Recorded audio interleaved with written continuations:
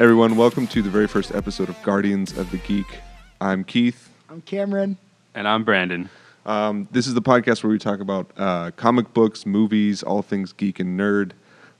So our first episode, we're getting into a couple news items up the front. Then we're going to get into our segment called Off the Page, where we talk about adaptations of comic books to film, TV, and movie. Doesn't matter what kind of film. And then at the end, we do a top 5 segment. So we're really excited about this podcast. You guys want to add anything?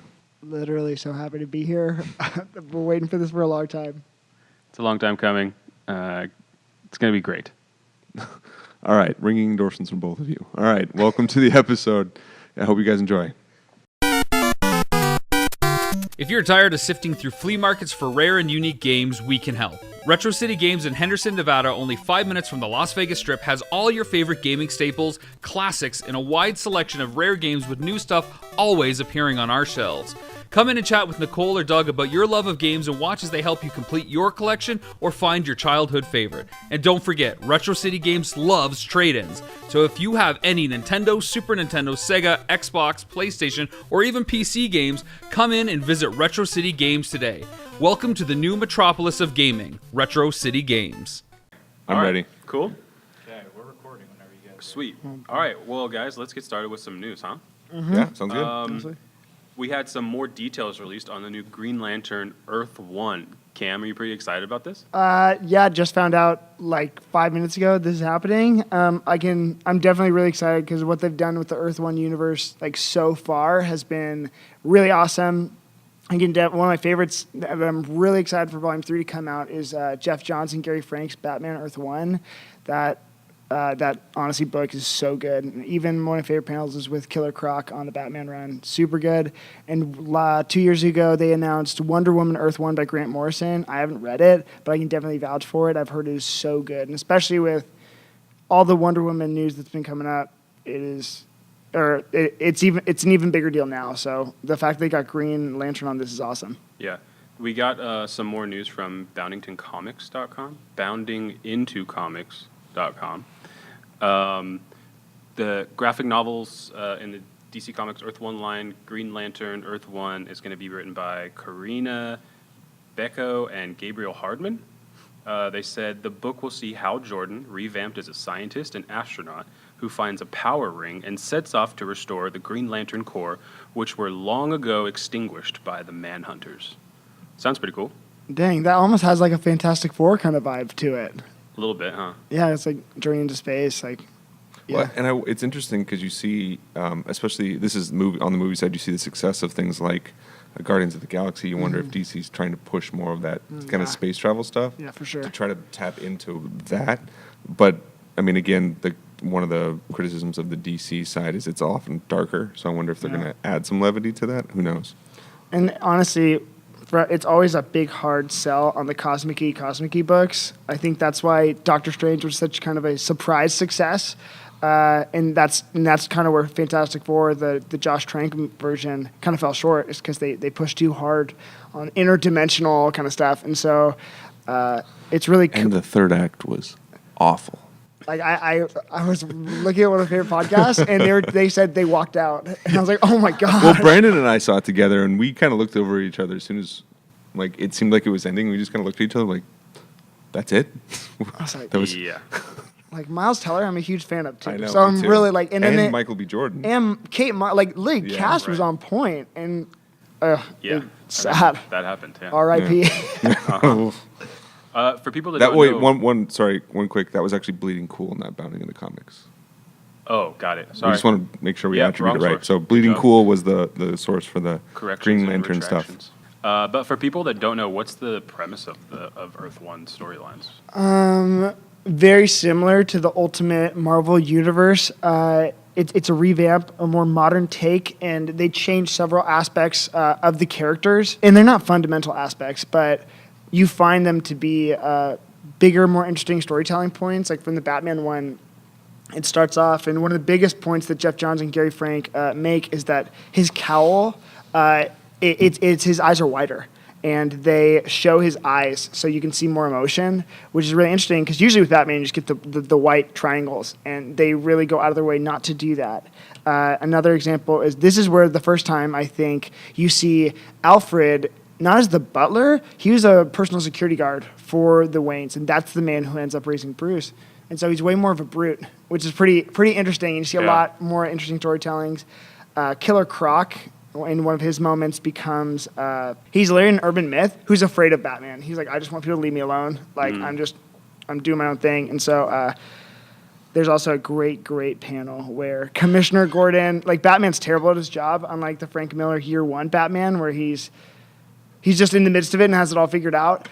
Batman's stumbling, and there's a great panel where Commissioner Gordon says, you're stepping on evidence. and then Batman's like, sorry. And then Commissioner Gordon says, you're not much of a detective, are you? And so...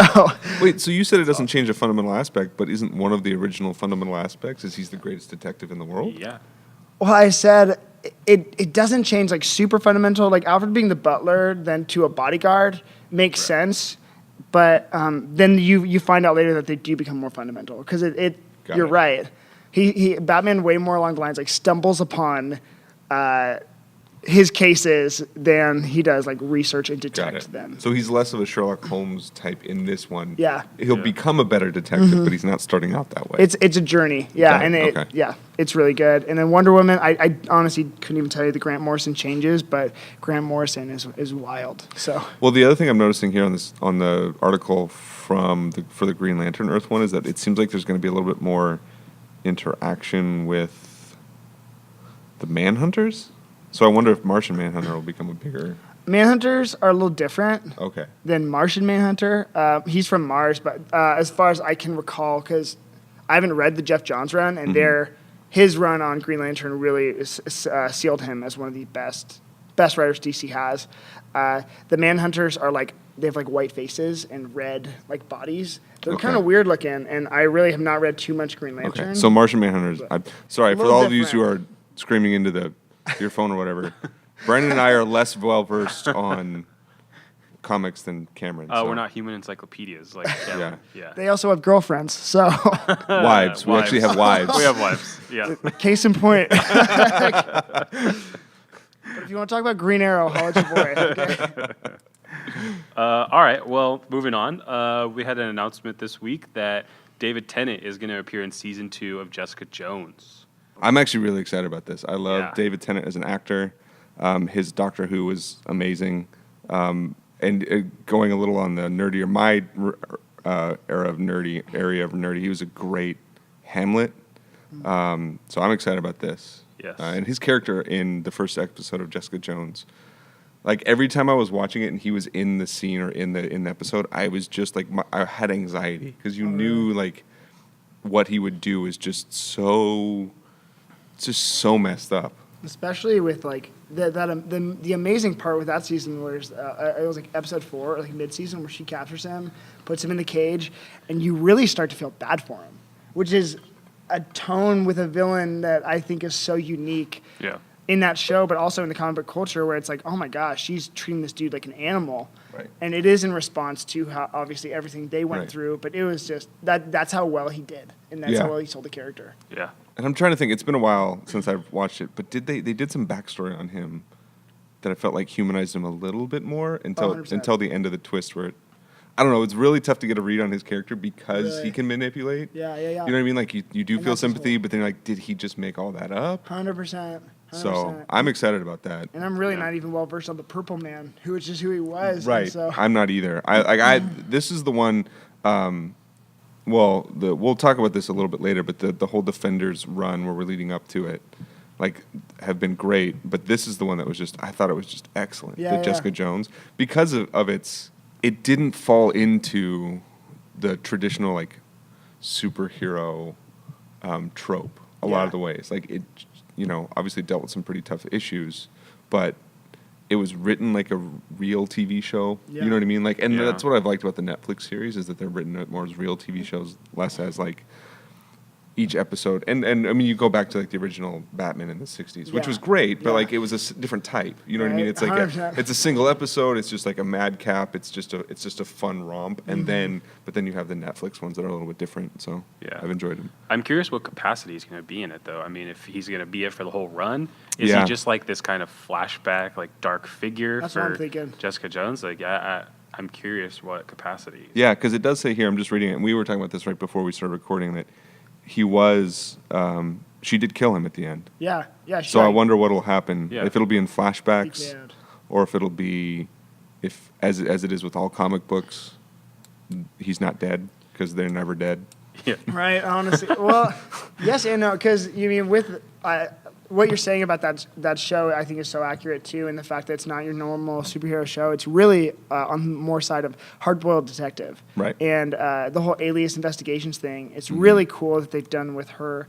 And Purple Man was actually a character who gained way more credibility as he moved on, because he was I think within the first 5 issues of Daredevil was his first appearance, and Brian Michael Bendis, like he does with all the characters he touches, honestly, with Ultimate Spider-Man, Spider-Woman, he did that with Jessica Jones and the Purple Man. He really gave them a redeeming quality of their character, and what he's done with Purple Man and her is insane. And so it's so cool to see them using his material. Yeah. Yeah, absolutely. All right, the next tidbit is Sony gave us a release date for the Spider-Man spin-off Silver and Black. The story will star Spider-Man characters Silver Sable and Black Cat. It will be directed by Gina Prince Bythewood. Is that right? Yeah. It joins Sony's Venom, starring Tom Hardy, which will be released just 4 months earlier in October 2018. So that's like a busy quarter there for Sony. I didn't know Tom Hardy was starting in Venom. Oh yeah. That's like amazing. within the last 2 months. Oh, such a Yeah. good move, but it really bums me out too, because Hugh Jackman said if he could have any successor for Wolverine, it would be Tom Hardy. That But- actually would have made a lot of sense too. Yeah, seriously. And so it's a win. You know what I mean? Yeah. No matter what. The whole Sony thing, it gets me nervous too, because I think DC had this problem, and even I think Marvel stumbled into it a couple times. They get overambitious with their titles that come out, and I mean, if the first one flops, then the second one, and luckily for DC, Wonder Woman really came through with the responses that it had to Batman v Superman and Suicide Squad. Wonder Woman really just delivered in all areas it needed to. But with Sony, they've run into that problem before, where they set up for Sinister Six and Amazing Spider-Man 2, and they put a lot of eggs in that Yep. basket, and it fell short, which is Yeah. it just gets me nervous as a fan, because my hopes get really high, and then they sell the character to Marvel Studios. But you know, Right. Right. I don't know much about these two characters, but what I am excited about, I mean, again, I see what you're saying with the nervousness, but what I am excited about is with the success of Wonder Woman, that it seems that, and there's been a bigger trend in this in comic books for a few years, but it seems like we're pushing more towards like either all female like leads and production team, because it says it's going to be directed by a woman too, and so I'm excited about allowing other voices to take over some of these Marvel movies and Marvel properties on different levels, like whether it's TV or big screen or whatever, or even in the books. yeah, I'm excited for that because it's been such a boys' club for so long. seriously. I mean, again, we're sitting at a table with 3 guys talking about comics, but I'm excited to see what we can get from these types of stories. And with the success of all the other TV shows, it seems like you can do more of this, even if it doesn't do as well. If it's a TV show? No, it's a film. It's a film, yeah. Oh, okay. It seems like maybe they should consider pushing more towards, not this, whatever about Silver and Black and Venom, but like it seems like even Sony could possibly take some of these to TV, and it might succeed as well. So. 100%. You're seeing that with X-Men too, Yeah. all over the place. With what is it, Gifted And Legion and Inhumans is not X-Men, but yeah, but still, like, and I think I totally agree with you on the point where you're having new voices direct and produce these stories, because you have Black Panther, which is Right. coming up, and there's an African American director for that. which I'm really excited And about. yeah, in that movie, oh my gosh, so good, looks so good. every PS, I feel like Marvel just has a contract with Run the Jewels because in Luke Cage, Iron Fist, and now Black Panther, all of their songs have been used in the trailers, which I'm like, awesome, because I love Run the Jewels. But anyways, you're seeing a shift, and even in the writing, too, you're letting African-American writers write for African-American heroes. And you're seeing, with the exception of Brian Michael Bendis and Miles Morales, pick up that book, it's so good.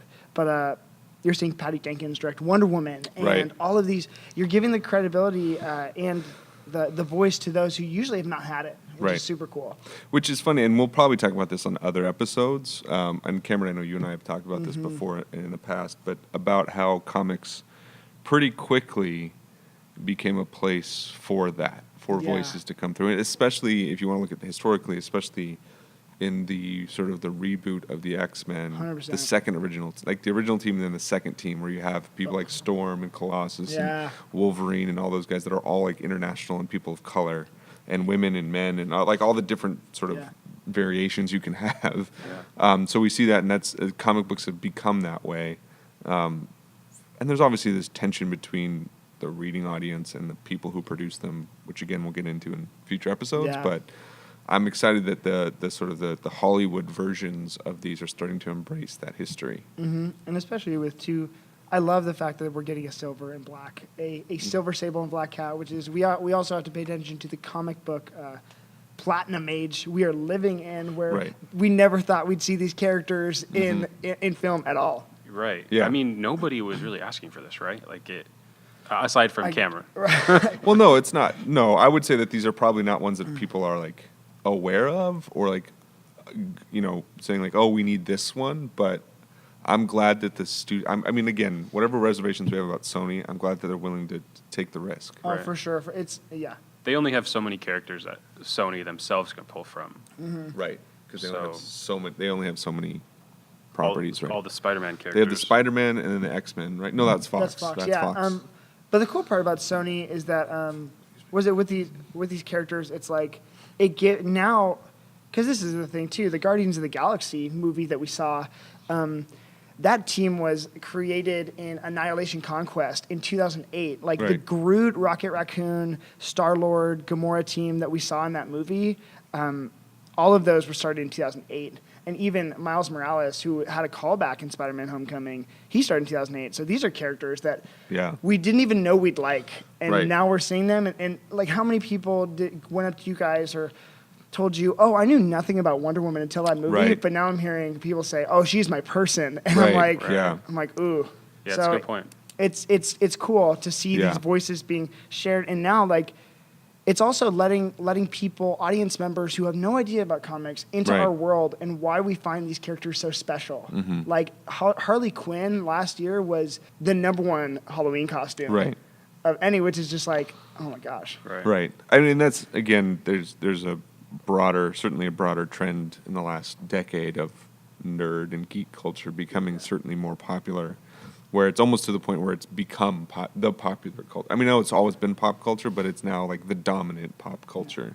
Comic books and even with the revival of things like Star Wars and all these other, and the Star Trek movies and all that, where we're seeing some ones that our parents back in the day, if you liked them, you were sort of on the fringe. And now it's almost the opposite, where if you don't like them, you're kind of on the fringe. Right? Seriously.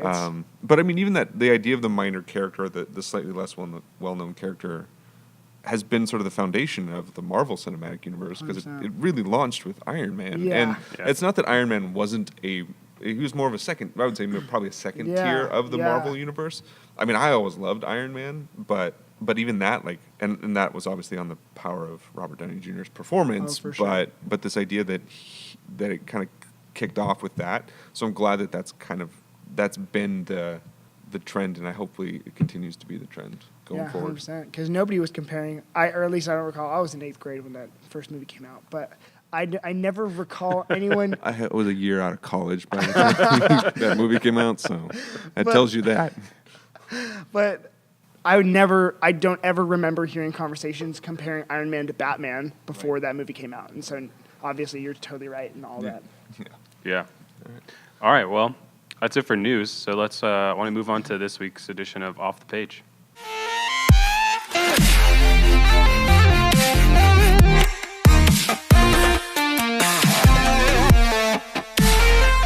Brink here from Super BS, talking about the things you know you love and the things you'd love to know. Join us weekly for a podcast about video games. Mostly.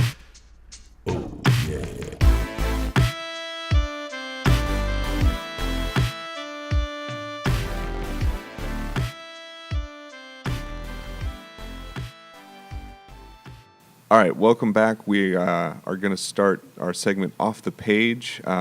Since this is our first one, we'll just give you a little bit of what we're going to be doing with this each episode.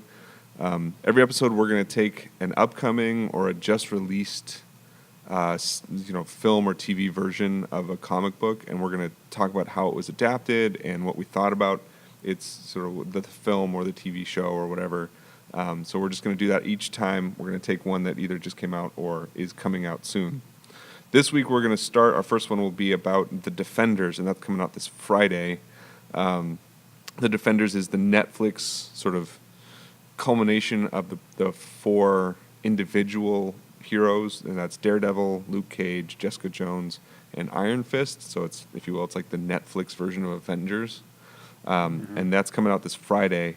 And so I think all of us have been keeping track of those. We've been watching the Netflix shows. We've enjoyed them, but we just kind of want to talk about each one of we'll talk about the past seasons and what we are anticipating, what we're looking forward to for the upcoming series. So I think we'll start with let's each go around and just say what was of the Defenders leading up seasons, what was our favorite superhero or what was our favorite season. We'll talk about that. We'll do it that way. 100% Luke Cage. Okay. Just like Awesome. it had something that no other superhero show movie had before. Yeah. It was that like soulful side of things. It was. Like all those scenes in the nightclub, like the music scenes that they had were just amazing. They were. And it set the tone for the entire episode or show. I love Luke Cage so much. Jessica Jones, close second, because that first episode in the elevator still it gave me chills. Like it was crazy. Cameron, you go next. Oh, sorry. My favorite was specifically Daredevil season 2. I'm a huge Batman fan, and so obviously reading Dark Knight Returns, Frank Miller and Klaus Janson, classic, one of the best comic book writing teams of all time. They got offered that book because of the work they'd done on Daredevil, and I knew Daredevil was going to be based on the Netflix show was going to be based on Man Without Fear, so I picked that up. Frank Miller, John Romita Jr. Book was amazing, and it's panel for panel inspired by that. Straight up the costume. That his first season costume was the Man Without Fear costume, but then also season 2 of Daredevil was probably one of my favorite runs ever because it has callbacks to Elektra and Punisher, which is the whole original run of Frank Miller's Daredevil, which is one of my favorite comic series of all time ever. So, and that means a lot to me to say. So, I would say, I don't know, it's a hard. So I'll say Jessica Jones because I really did enjoy Jessica Jones. I thought it was brilliantly written, brilliantly acted. As I said before, with David Tennant as Kilgrave, Mr. Purple, but also Kristen Ritter just killed it as Jessica Jones. I will say the other one that I did enjoy. So the storyline, the acting, even the cinematography, the coloring of it just made the whole season brilliant. And that end game where they're like in that, I don't know what they call it, but the essentially room with the glass and the parents come in. And Right. Yeah. Just that whole was so tense. I was just it gave me heart palpitations the whole time through. I was just like, it's so much. I will say just a shout out to Daredevil season 1 as setting the tone for the Netflix 100%. runs. Like if it weren't for Daredevil, if it wasn't as good as it was, which I'm not saying it's the best of all the seasons or whatever, but if it weren't as good as it was, the rest of it wouldn't have happened. Mm-hmm. Sure. Right? Daredevil set the tone for what Netflix could do with the Marvel characters. And I thought just the visceral nature of that, like even the fight scenes, and even just the way that they mined sort of what would be the psychological side of all of these characters, right? Mm-hmm. So Daredevil, Matthew Murdock sort of struggle to be a lawyer, to keep friends, like to Yeah. date, like all that sort of stuff, and then it carries through the rest of them. And really, that's been, I think, the common thread that I've enjoyed in the Netflix series. Yeah, and let's just get this out there. Iron Fist didn't suck. Yeah, for Thank sure. you. No, it's. We're I all mean, on it was board my with least. that. I would say it's my least favorite of the 4. Yeah. but it wasn't bad. Right, it was still great. I think it got way too much flack. Right. The reason I thought part of it was, and you can talk about this in Yeah. terms of Cameron. You can talk about this in terms of like the Arrowverse on the CW. But Yeah. it reminded me a lot of the first initial season of Arrow with Yeah. Oliver Queen coming back, and like suddenly he's a expert archer and all that. And same thing with Danny Rand, where he's just like, he comes back and he's been missing. They think he's dead and all that. And I just were some very similar plot lines. Yeah. I mean, they're comic books, so yeah, they're similar plot lines. But that's the only reason why I thought it's my least favorite. He just said, "Save this city" like 10,000 less times. In Iron Fist. Otherwise, same show. It was more just like, get my parents' company back. Like, that's what Danny Rand was This interested in. city. Oh my gosh, that's so funny. But yeah, but I mean, so it was. I mean, and again, whatever the controversy of having, you know, Asian cultural appropriation or anything like that, like we can talk through that. But and the other criticism that I thought was weird was the fight scenes in Iron love Fist, the fight scenes. which I did, Yeah. yeah, because they were just different. They're Yeah. more fluid. They're a little bit more elegant than Daredevil punching his way through Oh yeah. Hell's Kitchen. What is it? Oh man, the stair sequences in Daredevil are just Yeah. ridiculous. But like the drunk, but see, one of my favorite fight scenes in the whole all 4 was the drunken master fight in Yeah, Iron yeah, Fist. yeah. Was just, I thought it was brilliant. 100%. Yeah. Or the Punisher jail fight. Oh my gosh. Have you seen that yet? Gruesome. No, Oh. I don't think I've seen the Joe. Oh. one. Oh, dude, that was season so 2 of gnarly. Daredevil is amazing. No, I haven't finished it yet. For me, That one literally, is- out of any oh. of those shows, that is the peak. But also just because it's Frank Miller. And can we just, before we get into the Defenders, we're all super excited for the Punisher series with John Bernthal, Oh my right? gosh. Yeah. Okay, good. Blessings. All right. 100%. Well, for Iron Fist, foundationally, I think that show is kind of set up at a loss because of the race Right. issues. And Josh, our sound guy, has just done. He read the Immortal Iron Fist run by Ed Brubaker, and I haven't read it yet, but he says it's interesting because so many people, and I'm all for diversity in the universes, like Zendaya becoming Mary Jane Watson. I had a narrative in my head back and forth, and I ended up being for it because I think that's just so cool. But the whole theme of Iron Fist that Josh says is the white man trying to insert himself into the yellow narrative and being cast as an outsider, which is a unique plot point. Right. And so when fans are getting all upset and because they didn't use this opportunity to cast an Asian actor, it's like, come on, you know? Well, and I thought that it was interesting that I don't know if this is in the original run of like of the setup of the character, but there was some underlying, not subtle, but an undertone of the fact that Danny Rand came into this monastery and stole the Yeah. Iron Fist from what could have been the rightful, you know, whoever heir to it, whatever it was. Possessor, Like yeah, yeah. so, like he was an outsider who came in and kind of stole that from this culture and then left. I mean, this was really this was one of the major themes. Is like he left Kunlun. Sorry, that's I was He playing. did a I great was, job. no, I was Real playing place. Mortal What's Kombat. wrong I was, with I was playing Mortal Kombat, and it's one of the characters is I think something like that. Kunlun. Anyway, but yeah, so he left to go back and like basically, as we talked about, try to get his parents' company back, and it's like, dude, you were supposed to defend this place. Like Right, this is a right. really important place in our world, and you just left because you were some, you know, essentially spoiled rich kid. Yeah. And, like thought you could. So it's like, come on, man. Yeah, it'd be like cool. so I think there was some of that addressed in the series. But I guess going back to the Iron Fist or Arrow comparison, yeah, and I'd even point back to you, Keith, because the whole narrative of a hero going off on his quest to discover who he is and then coming back home to realize it's not how he left it. That's the Odyssey. And Well, yeah. I mean, this is for sure. I mean, this is why when we think about plots in comics, you can't get too upset if they repeat because essentially they are all, and this is going to be Keith nerding out for a minute. Yeah. They're all archetypes. They're all 100%. heroes' quest archetypes. It's about someone like you said going out. They're on a quest. They have a helper. They have an Yeah. obstacle. I mean, it's very, very standard storytelling. Yeah. The point, I from what I've always felt with comics, is less about the originality of the storyline, the plot, and more about the characters themselves. Because the characters are unique, right? There 100%. You look through history, you have the old like demigods and all Of but course. none of them could like shoot lasers out of their eyes. So it's like, there are some unique features that they're trying to explore, and like, what would this be to be a human who does have the immortal Iron Fist Yeah. and has to deal with that responsibility? Or, I mean, going back to the classic Spider-Man line, with great power comes great responsibility. So how do you deal with that? You are literally, again, not to go on this, but you are literally a Superman, right? Yeah. So like, what do you do with that? And I 100%. think that's what, it's less the plot. I will just say that, I mean, what I said, that was just why it was the least of the four Yeah, series, yeah. but I mean, all of them have elements of that idea of the overcoming the obstacle and trying to 100%. become the hero.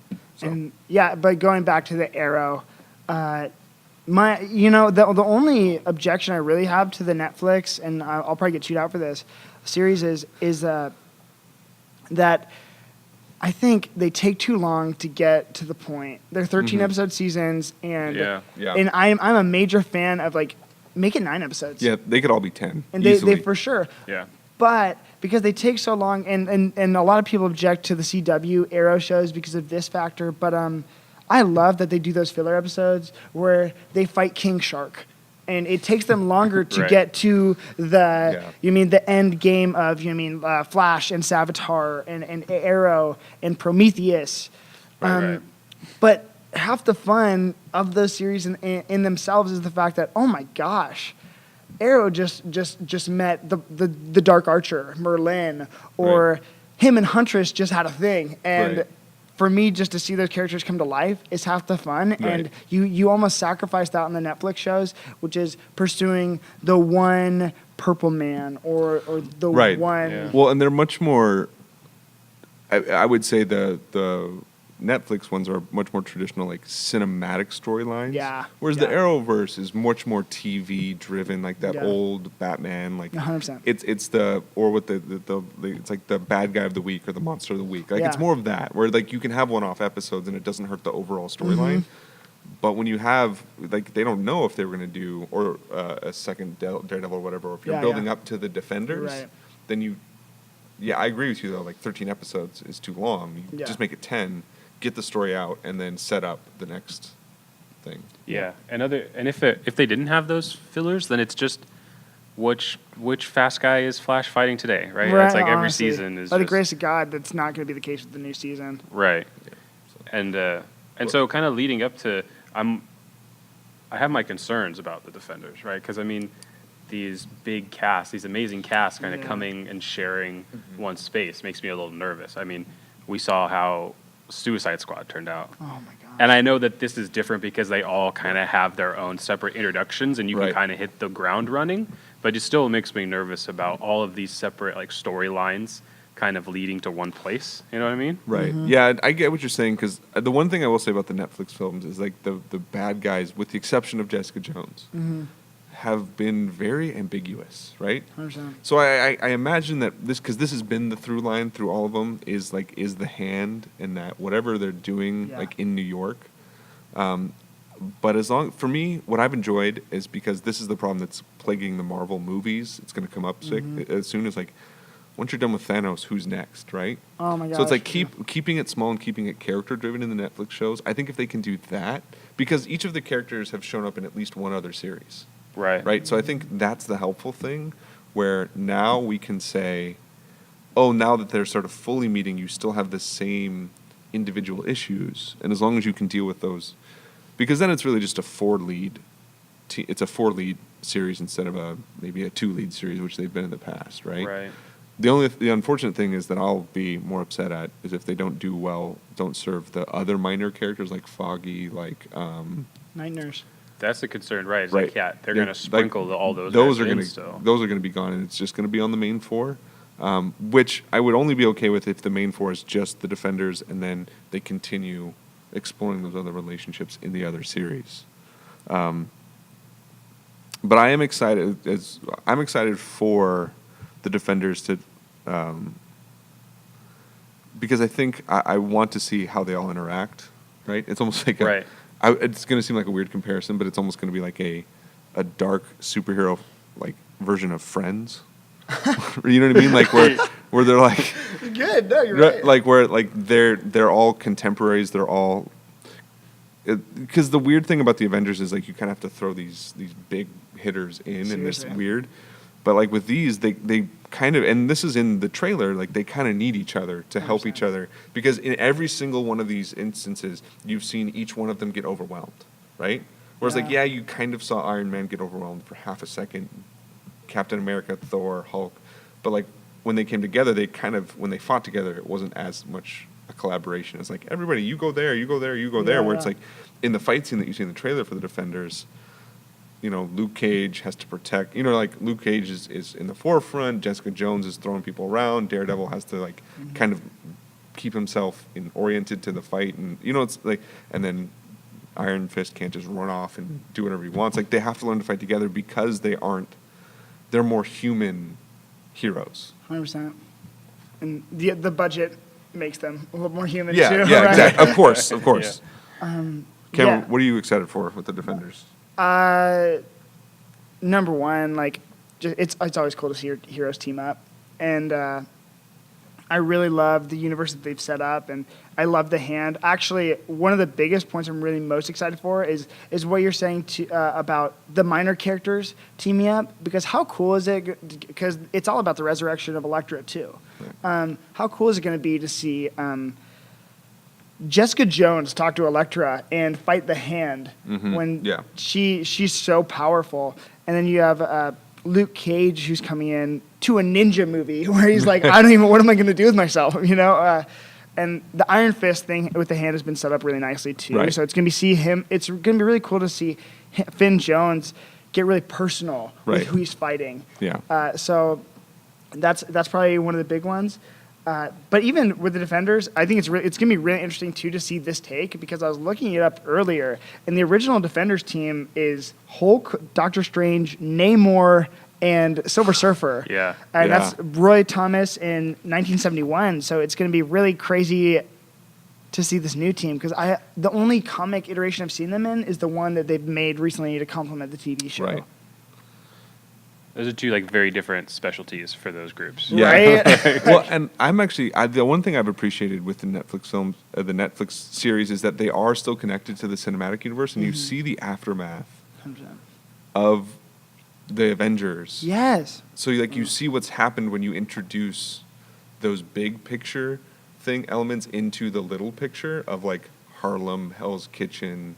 Yeah. Manhattan, like all like, you know, downtown Manhattan, all that. Like you see the different what's going to happen, and so the fact that they're not interested in the cosmic, they're not interested in the global, they're interested in we literally have to save New York, not humanity, right? Yeah. And I think that's what as long as they can kind of do that and keep it grounded to that, I think it'll serve the team well. Yeah. Also, a major one that you just got me thinking about with the side characters being introduced is we're going to see Misty Knight and I'm forgetting Iron Fist's girlfriend. They're going to be the Daughters of the Dragon. Daughter of the Dragon, yeah. Yeah, both of them, because you have the Heroes for Hire, but then also they're Colleen Wing. Colleen Wing, thank you so much. You're going to see them interact, and at the end of Luke Cage, you see Misty Knight go and she sees a flyer for Colleen Wing karate training, and so obviously then we see that theme echoed in Iron Fist, and so to see those two interact, and contextually wise as a fan, going in to see that is going to be so cool to see them interact. And also, I want to say Night Nurse, is that her name? Yeah. Yeah, she's been in all of them too. Like Claire. Rosario well, Dawson. that's her. Yeah. Rosario Dawson's character, like, has been through, so that's interesting to see how they're all going to interact. So. Yeah, obviously I'm excited for all those things and all these storylines coming together, but I'm really excited to see Sigourney Weaver as the villain. Like, really? That's going to take me back, right, to like Alien days and stuff. Like, I'm really excited to see how badass she is. Yeah, she's such a cool pick too. Like, she's a strong woman, villain, which is obvious. Like, even thinking now, that's not something we see.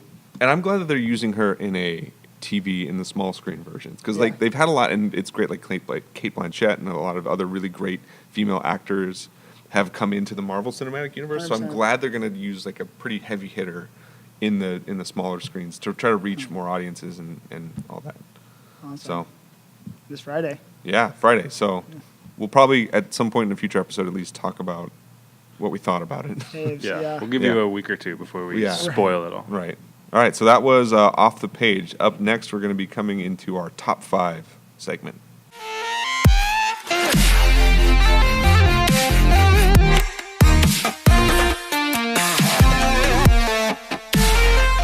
Hey everyone, venture into the pop culture cosmos today, where you'll hear our conversations on different topics within the world of movies, TV, video games, comic books, technology, board gaming, and more. You'll also get a taste of some of our other shows within the cosmos as well. So come on and join us each week as we delve into the pop culture cosmos.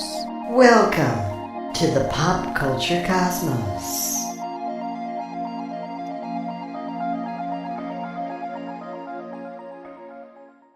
All right, so we'll kind of close things out with a little bit of discussion and opinions. So this week we're going to do my top 5 superhero shows.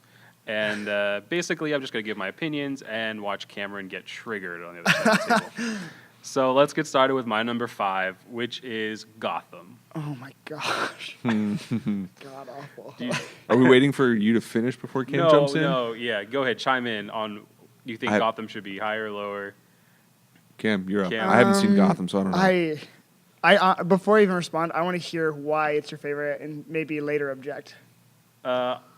Honestly, I put it as 5 because I figured you'd have a big opinion Honestly, about it. Literally, I read a quote, and I think this quote sums up Gotham perfectly. It is, they don't know whether it's the Christopher Nolan Dark Knight universe or the Joel Schumacher Batmans, because it is a healthy medium between the two, and they've veered so far off the comics that I just can't even. Okay. All right. All right. Can't even. Number 4 is Young Justice. Oh, I should have put that on my list. Great. Oh, season 3. Are they coming out with the season 3, Yeah, right? yeah, Yeah. and it's going to be Young Justice Outsiders, which is so cool. Is it the best animated series out there? No. What is it? What's the best animated series? Superhero? It's Batman the animated series, Bruce Timm, Paul Dini. It is everything. Is it the best current animated series? Oh, best one coming out right now? Absolutely. Yes. And the voice actors they have, voice talents, and what they've done with the characters is so amazing. I love that show. Okay, great. Number 3 for me is The Flash. Great. I love that show. It's like my favorite show to watch weekly, so you're good. Okay. Second is Jessica Jones. Eh. Eh? Jessica Jones is my favorite, but like I love her. I love what she's done in The Defenders and stuff, but that show was because the 13 episode seasons and just kind of how long they build up the suspense. It was just like when she like snapped Kilgrave's neck, I literally said like, thank God, like this is over. You know, I had to convince myself to watch the last 30 minutes of that show because I just couldn't. I was like, I'm over this. Yeah. It's about the complete opposite you could be of The Flash, which is like the most 100%. upbeat like show that I watch probably, I and then love going to killing your family in an elevator. And then number 1 we touched about is Luke Cage for me. Oh yeah. That's my favorite. That one dragged on. And the only objection I have to Luke Cage, and I love the show. I think episode 3 was probably like my favorite episode of that entire Netflix TV series when it ends with Cottonmouth freaking blowing up the restaurant he's in. I just thought that was amazing. But the fact that they built so far up to Cottonmouth and like this guy's huge, then they kill him off mid-season, and they have who's the final villain in that show? It starts with S. Diamondback? Diamondback. You're right. Yeah. Diamondback sneaks in. Oh, we're brothers. I'm like, come on, be cool. Right. Like, Yeah. Yeah, that plot twist didn't do it for me. Like that, Yeah. yeah. but yeah, never watch Gotham. Wait, so if you were to give us a top 5, what would yours be? Okay. Number 1. These are TV shows, right? Bruce Timm. Yeah. Bruce Timm. Paul Dini, Batman the Animated Series. I personally like the New Adventures of Batman first, where they revamped all the characters for season 4. That show is my favorite ever. I think the Batman Superman World's Finest episodes, 3-episode run where Lex Luthor and Joker team up and Batman and Superman team up. That is one of the. If they made the Batman v Superman movie off of that, I would have just been perfect. Number 2, Flash season 1, because I love season 1. It's Jeff Johns and Ethan Van Sciver's run of Flash Rebirth, which is my favorite. Every week I was waiting for the post-credit scene where you're just like, who is Harrison Wells? I remember. Leave it to Cameron to go into the season specifics. And I everything. literally am season specific. 3, Daredevil season 2 because Frank Miller. Then 4th, I put Justice League and Avengers, but I'm gonna cancel that out for Young Justice, especially Young Justice season 2 because so great. Wally West, R.I.P. And then 5, randomly enough, is Spectacular Spider-Man because I think his name's Josh Keaton who did the voice. I thought he did great. I thought the whole Norman Osborn, Harry Osborn relationship dynamic was amazing on that show, and it was really just like a true Spider-Man personality. It was fun, and it ended too soon, so that was good. All right. So that was our top 5. Coming up is Cam Reads Comics.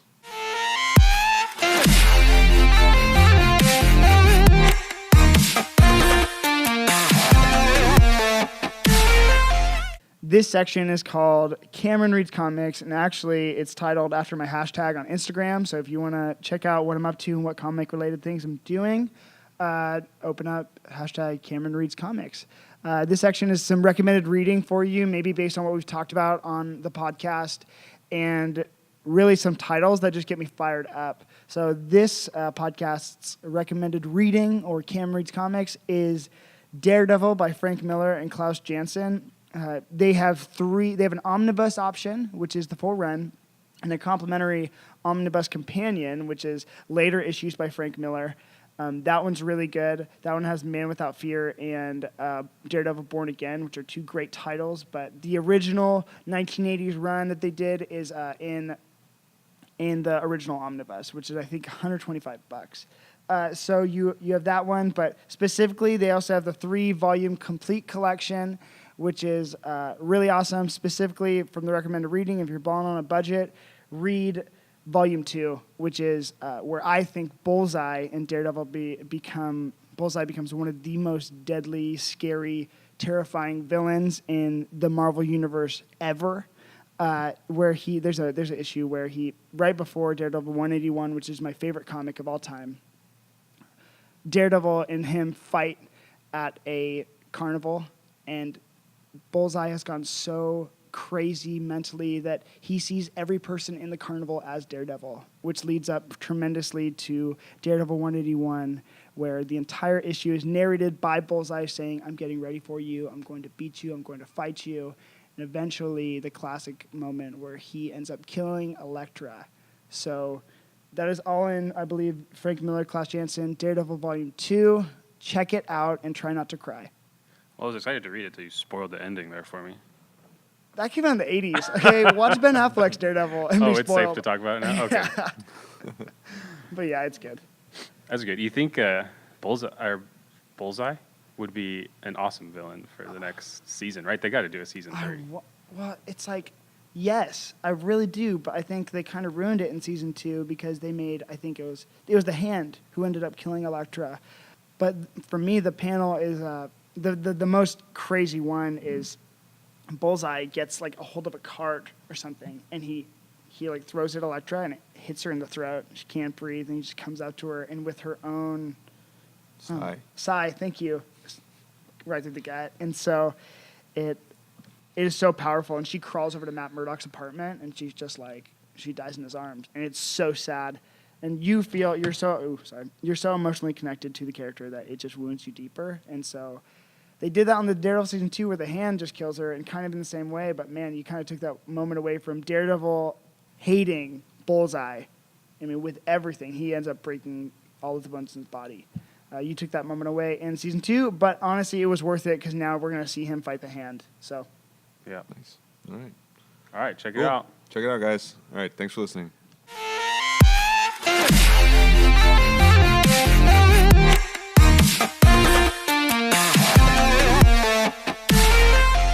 Well, guys, since we are a new podcast, if you like what you heard, please give us those 5-star reviews. We really appreciate it.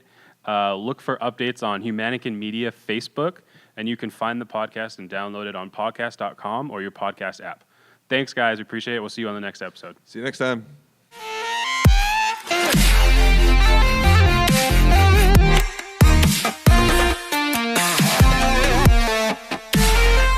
That's to us people that can feel things. It hurts.